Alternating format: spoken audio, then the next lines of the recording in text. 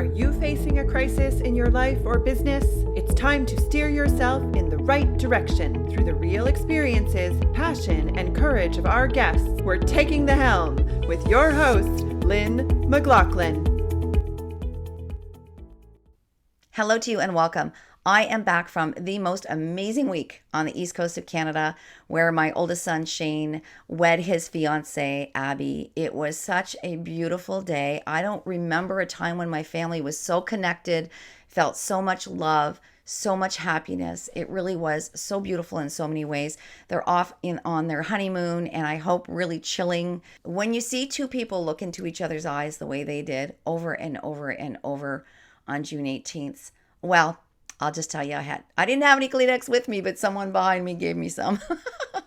Anyway, I am beyond thrilled to introduce our guest to you today, Dr. John Freer. He's an adjunct professor at the University of Windsor and the coordinator of the educational support program at Clair College. John is involved in so much research. We sparked a partnership between Clair College, the University of Windsor, Hotel Dieu Grace Healthcare, and Windsor Regional Hospital in Essex County. We're going to be talking about that research, the doctoral research, as well as a new partnership he has with Queen's University. And John's quote, I think we need to break down the stigma around disability, and it is his life's passion. Dr. Freer, I am so honored to have you with us on our podcast today. Thanks for having me, Lynn. Appreciate it. All right. Would you like me to refer to you as Dr. Freer or just John? Not necessary. John is perfectly fine. I shouldn't say just John. That minimizes it, doesn't it?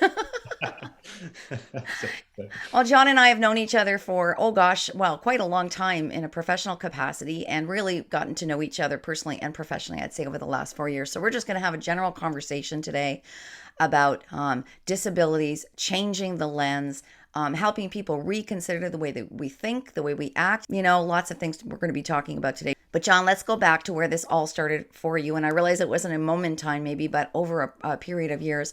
Why are you so passionate about supporting people with disabilities today? Well, I think like many people, for me, it started with a personal experience. I was a struggling learner in early elementary. I was kind of at the lower, I still have an EQAO result that my mom saves everything from my grade school, and the EQAO result shows average and then it shows where I was, and I was below average. And, so when I was a young learner, I was struggling and I didn't understand why. And immediately I started to, form beliefs about my own learning, and as many students do. And it wasn't until the 6th grade where I received a diagnosis of epilepsy. And I realized that because I was having what were called absent seizures then, I was missing a lot of the lessons. And so there was these chunks of information missing all the time. And so there was a neurological reason why I was struggling in school. But it wasn't until my adulthood, after I'd studied education and psychology, that I realized in addition to those neurological reasons why I was struggling, there was also all these psychological barriers that have been both constructed by other people, but also that I had constructed for myself. And I believed that I was not a good learner. And I believed something fundamentally wrong about learning, which is that there can be people that don't learn, which isn't true at all. It's a myth. And I thought I was one of those people. And so as I discovered that, I realized that there was a lot of problems with the way in which the school system was set up. And we're all working to make that better, but we still have a long way to go. And part of it is the way in which disability is stereotyped in education and outside of education. And part of it is just what we believe about student potential. And so that's kind of where my interest lies in terms of research and education. So if we go back now and, we have viewers and listeners from around the world. So I come from a background of special education too. It's been my passion for many, many years. And we've done a lot of research. We're going to talk about all of your research, John, shortly. I'll talk about learning disabilities and other types of things, because anyone who's out there who's struggling, you can learn. You can learn to reach your maximum potential if you can figure out what the barrier is, what's in the way, and find a workaround. And that's what we've been trying to do here in Southern Ontario for many, many years is you've got it. It's just, let's just figure out what's keeping you stuck. And educators out there are doing a wonderful job, much, much better than in the past in trying to figure that out for our students too. So let's take people to a position today of, yes, we can do it, but let's figure out how. Yeah, and everybody has sort of their own thing that makes them tick. Like finding that passion, I think, is one of the primary purposes of education, is to find what you're passionate about. And we need to move past this idea that that's not always the thing that you have a talent in.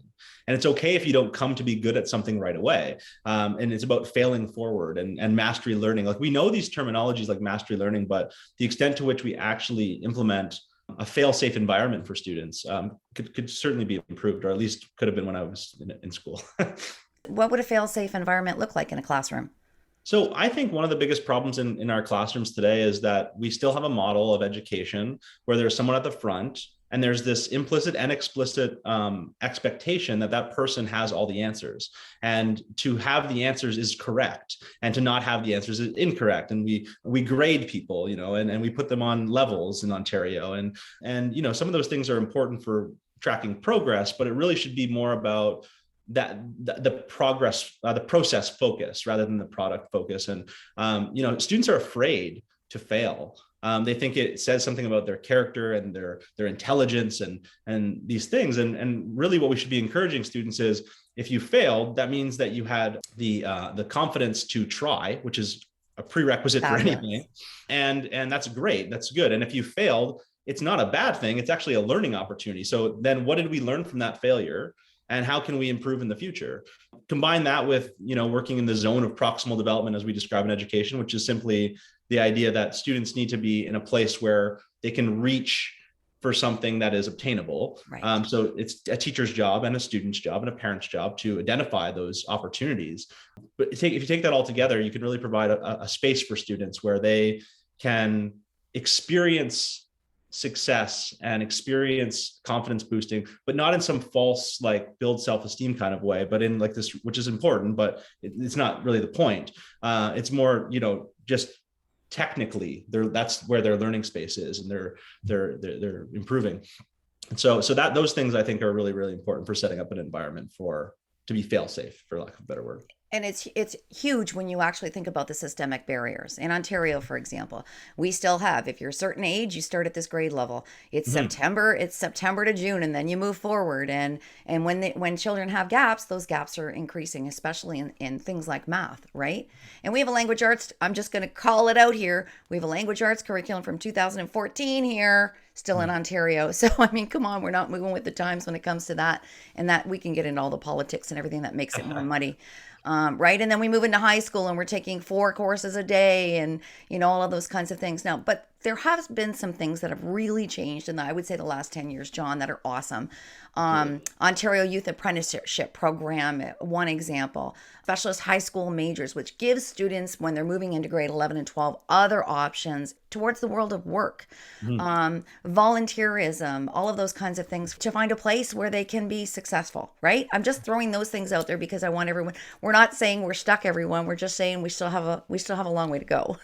Yeah, I mean, there's no doubt about our society needs more trades people and people that have skills, actual skills, so that we can have the things that we take for granted, like running water and lights that work. And, those are really, really important jobs. And sure, I mean, if that's something that a person finds a passion for, that's a great example. An apprenticeship opportunity, again, with that right environment, students can learn, all students.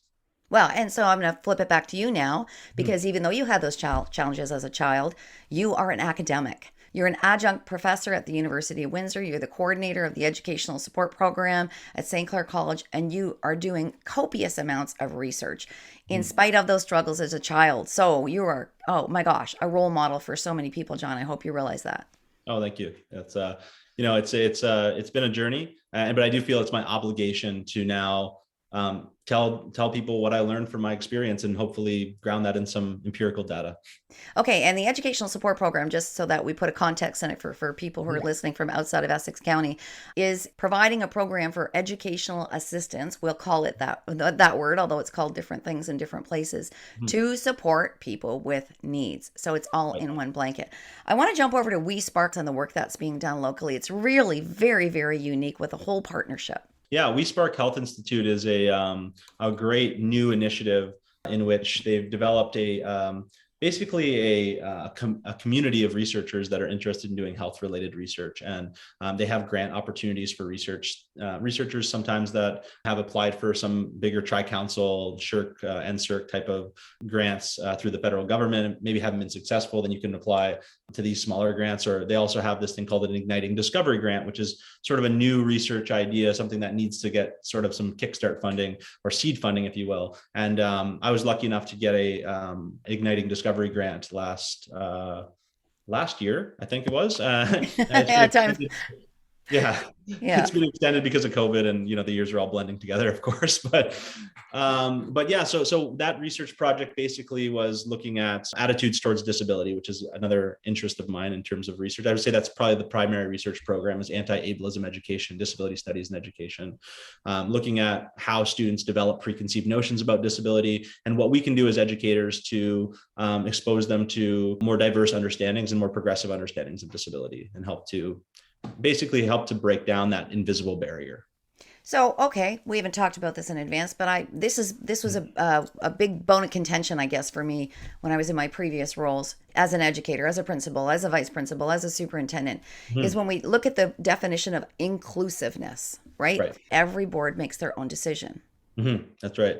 Yeah, I mean, so I have very strong beliefs about inclusion. I think it's a social justice issue fundamentally, and I think that all students should be together with their peers, which I don't think is an unreasonable ask. But I do think that if it needs to be, if it's to be successful, the way that we would achieve that perhaps would be to put funding into it and remove the funding from special schools and special classrooms into the main classrooms, and then it's there for everyone. Right. So that those supports then are not just for that student who happens to have gone through the process to be diagnosed with learning disability, but it's going to help students like me when I was in 5th grade and hadn't been diagnosed yet. And so, that is something I believe very strongly in as well.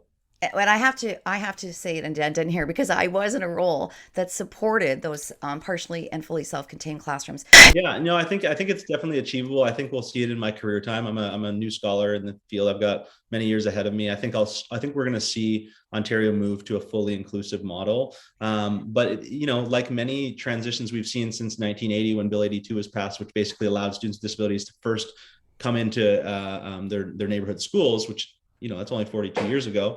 Sad to say that, but I think we'll see it. And I think as long as the funding is there, it's going to make teachers better. It's going to make students with exceptionalities, educational experience and social experiences better. And I think it's going to make the students in the classroom that don't have exceptionalities, their experience better too, because those supports will be available for everyone. They're also going to be exposed to different diversity in terms of disability. And I think that's ultimately going to make the microcosm that is our education a better society down the road. And one final note, and the funding has to include support for educators. Absolutely. And that's what will make 100%. A difference. All right. We mentioned people first language when you and I were having our pre-call. And, for decades, well, maybe a decade now, we've been saying we use people first language. So that means I'm going to say I am a person with autism as opposed to I'm an autistic person. But we do have some organizations and people who feel differently and want to be called or referred to in a certain way. So let's just talk about that openly. And what's your advice for people? Yeah, well, I think that this is a very topical issue right now.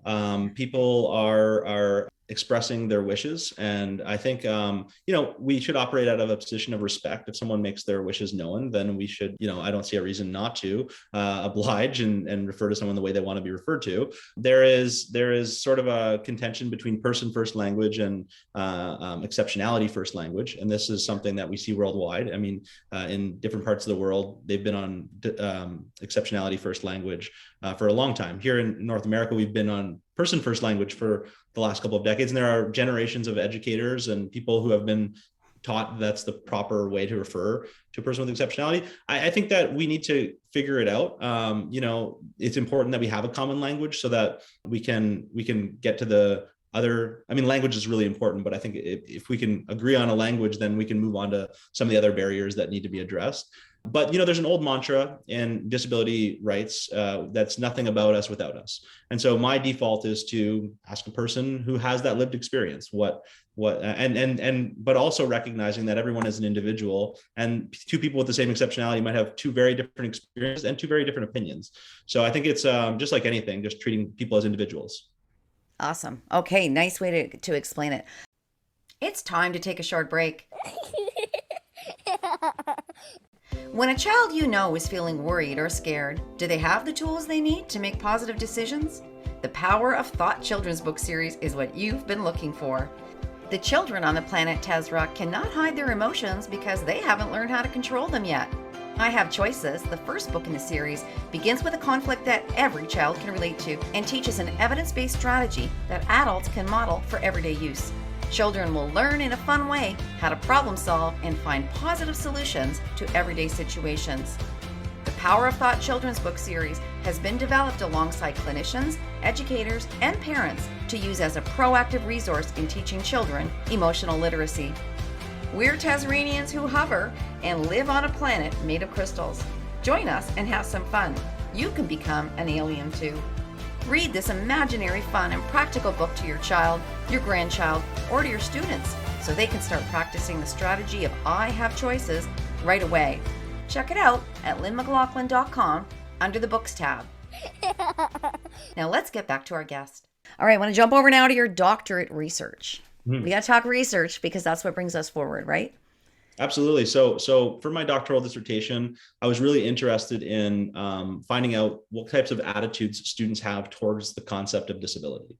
And so there's been some validated metrics that I used. And what I did was I measured students' attitudes towards disability. I then developed a 12-lesson intervention called the ABC Educational Program, or the Tripartite Intervention, depending on the audience. And what we did was we taught students all about diverse disability experiences through the lens of disability studies and education. And we measured students' attitudes before and after that experience. The first 6 lessons really focus on introducing students to what disability is and talking about all kinds of different disabilities. So it's not just a monolith. And also talking about what inclusion means and how they can be inclusive ambassadors in their schools and in their community. And in the second set of lessons, we focus on disability in sports. And the reason why I wanted to focus on disability in sports is because I want students to be exposed to a strength-based perspective of disability. We brought in para-sport athletes, some of which were training for Paralympics, and they were able to showcase their tremendous athletic ability, not contextualized with their disability, just flat out their amazing athletic ability as a human being. And I think what happened is students start to look at disability and say, this person has a disability, but they are the most able person in this gym right now. And so what does disability and ability, what does that dichotomy even mean? And like, it was a really authentic experience for students, an experiential learning experience for them. And so we did some qualitative data analysis to talk about the students' experiences with that. And we also did some quantitative analysis where we looked at how attitudes shifted. And what we did find in this small, modest pilot study was that students changed in a positive direction the way that they think about disability. So the cognitive dimension of attitude, which is a really important starting place, because before you can really feel and challenge prejudicial feelings and even think about the cognitive dissonance one might have when engaging in what would be a discriminatory behavior, you first have to change how you actually think. And so that, I think, was really, really important. And we're in the midst of replicating that right now. Our recent study, we had over 200 participants this time. So it's going to be a much larger study. I hope we're going to find some really robust findings, and hopefully we can get these lessons out to teachers all over the world. Yeah, you just read my mind. Let's get that out there. Okay, John, that is a great segue into talking about the book that you've been working on, and I know you're still going to be working on for quite some time, but I believe you're doing a compilation of research. Am I right? Yeah, so right now, my passion project off the side of my desk, maybe be out in a decade or so, I don't know, is a book that I've tentatively titled The Illusion from the Back of the Class, helping all students recognize their potential. And basically, this book is inspired from my own lived experience that we talked about already. And basically everything that I learned about psychology and education that helped me traverse what I call the illusory chasm. And I'll talk about what that means. So basically, I believe that, like, we've all heard the proverbial back of the class students, right? And so I use that sort of analogy, if you will, to talk a little bit about how students see themselves in reference to the other students in their class. There's front of the classers and there's back of the classers kind of thing. And I don't actually fundamentally believe in that dichotomy, but I think it's a useful sort of colloquial way of sort of describing this issue. When I was a kid, I saw myself as a back of the classer, and I saw other people who were doing well as front of the classers. And I fundamentally had a fixed mindset about that, to draw from Carol Dweck's work. And I thought that there were just people that were good at learning, and there were people that were not good at learning. And I was in the latter group. Then, I started finding my little successes in little small pockets of fail-safe environments, like we were talking about earlier. Probably one of the most fundamental of which was public speaking contests. They struck fear into the hearts of kids during the 90s, all over the province. And for whatever reason, I loved them. And I think, and I know that's odd, I know it's odd, but the reason I loved them, I think, looking back on it, is because it was a level playing field. Public speaking doesn't really come easy to anyone. And I knew if I worked really, really, really hard at it, then I could do really well at it. And I did well at it. And so that flipped the switch for me at some point, where I just said, okay, well, if I work hard, I can see actual success. I can experience actual success. I mean, that was one of many experiences kind of like that. So basically, in the book, what I start to talk about is that there's this illusory chasm that exists where people at the back of the class who are struggling, they develop a fixed mindset. Their attribution of their successes and their failures are different than those who are succeeding. And they think that there's no way I could ever be like that student. They think there's fundamental differences.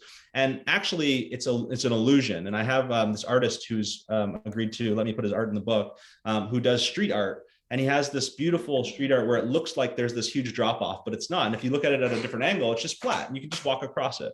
And what I've learned in my educational experiences is that, because I studied psychology, disability studies, education, I started having a language and a context for understanding why I had put these ideas in my mind: fixed mindset, attribution biases, just social development stuff like industry versus inferiority. And I was feeling inferior because I was not doing well.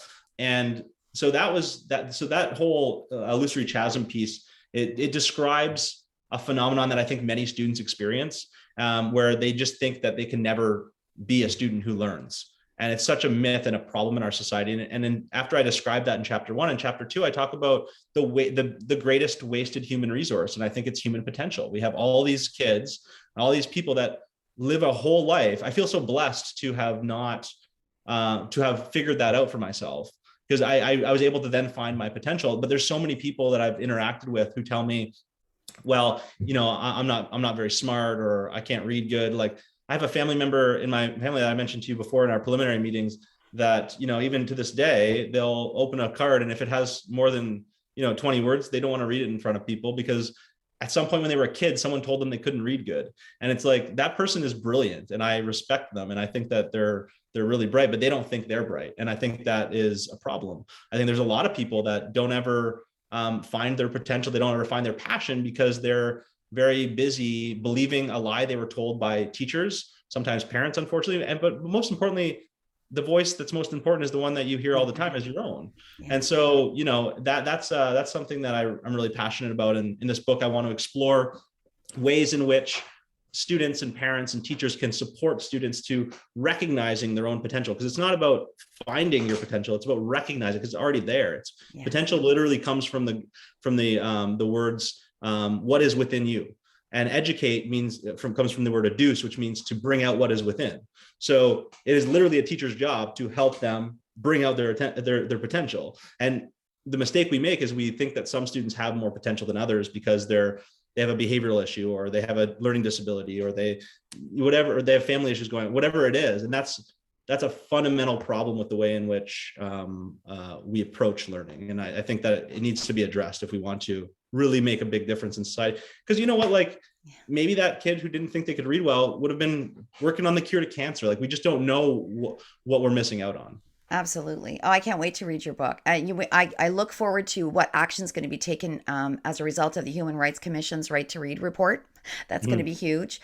And, Every behavior has a reason. And if every educator could actually use that as a, wow, okay, this child's telling me something, and try to figure out what's going on to cause that behavior, you might actually get to the root of the problem long before you ever would before.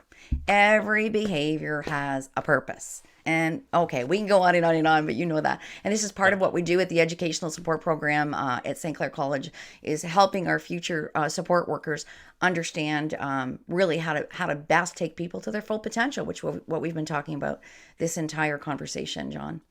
When I do PD with teachers, with EAs, when I do pre-service training with teachers and EAs, when I work with, I've done professional development with parents.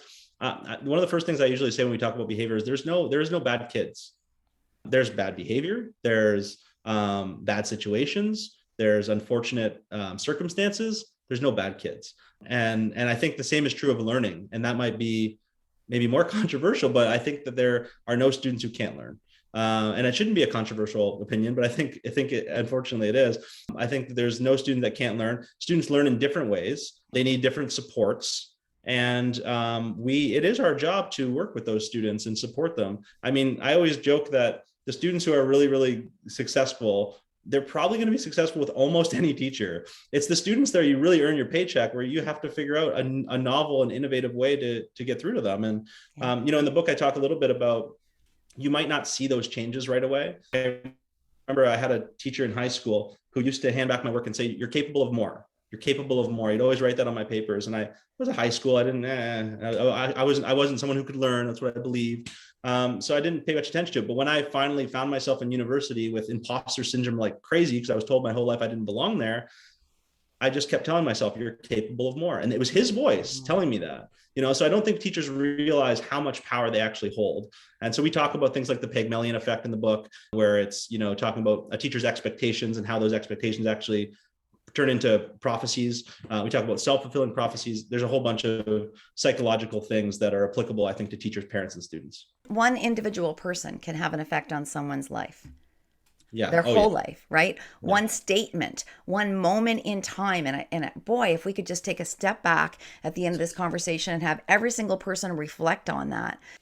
So in addition to what you've described so far in your book, you're also doing more research in partnership with Queen's University, right? Yeah, that's right. I'm working with Dr. Ian Matson over at Queen's University, and we are just getting ready to do some research in the coming months that's going to look at students with hidden disabilities. So for listeners that don't know what that is, those are disabilities that aren't overtly obvious. Like learning disabilities are often hidden. ADHD, my absent seizures were very hidden. They were very hard to recognize. So I went misdiagnosed for so long. And we want to understand, we want to know more about the students' understanding of their disabilities and understanding of their learning. And so I feel like that research is going to help to really shape the book, because it's going to help me understand if this experience that I had was a singular experience that's unique to me, or if this is a problem where people are viewing their learning in a deficit lens because of their exceptionality and their label and all of these things. So we're going to really dive into that. And I'm really excited to do that work as well. So I think I could put forth a hypothesis that absolutely yours was not a unique experience.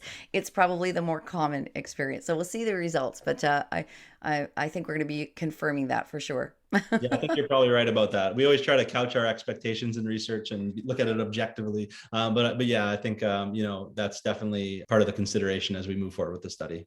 And when we hear from individuals, when you sit down and actually talk to kids, when you talk to young adults about their experiences and you get that affirmation of what's worked and what hasn't worked, to me, that's the most powerful way to move us forward too.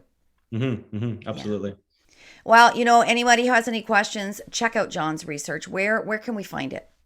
The best way to get a hold of me is just email me. You can reach me at jfreer, JFREER, at uwindsor.ca or at stclaircollege.ca. Those are my two institutional emails.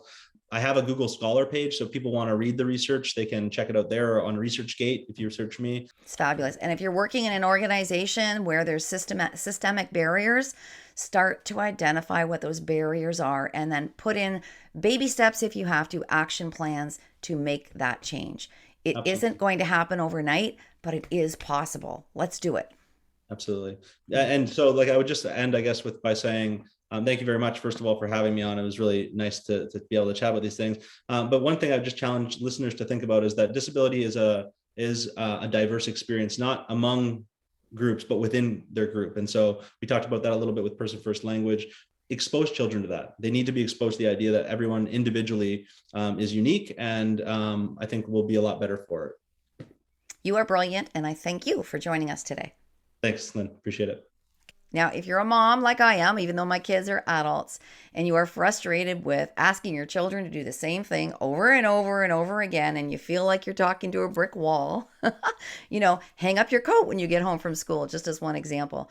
Please listen in to next week. We've got Tori Henderson joining us. She's the host of the podcast, Supermom is Getting Tired, and she does life coaching for parents. And boy, does she have some concrete recommendations or pieces of guidance that I wish I had when my kids were young. Stay healthy and safe, and celebrate everything that you have in your lives today. Thanks for tuning in and posting your review of Taking the Helm on your favorite platform. We'll give you a shout out in a future episode. To be inspired by people who are steering us in the right direction, go to lynnmclaughlin.com, where you can search previous guests by the topic of your choice. And while you're there, download Lynn's gift. There's more than one way to get through a crisis.